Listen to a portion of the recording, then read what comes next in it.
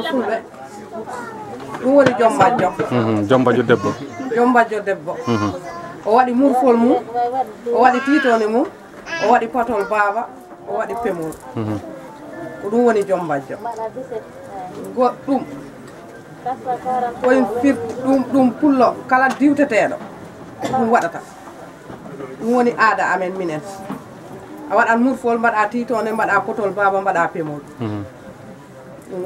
woni aada amen minen fulɓe ɓe jaaji hoɓe fulɓe mbaɗata hen fulɓe haaɓoɓe ko ɗum woni aada mum mbaɗat ɗum hoɗo jombajjo warata hen ko so immima galle ba mum warata hen walla ko so ari ha galle gorko mum jombajjo o si ari ha galle gorko mum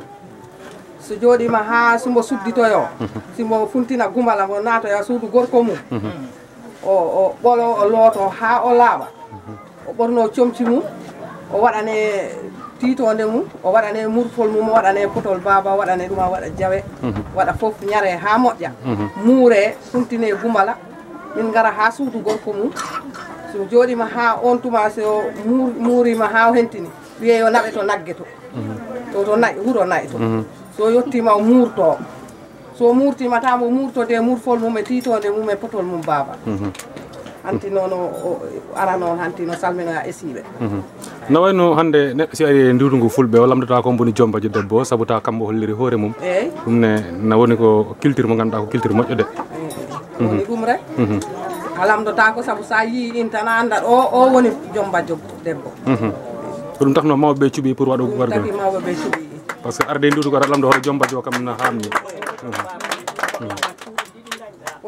potol yumma ngol potol baba ngol ɗum woni cuuɗi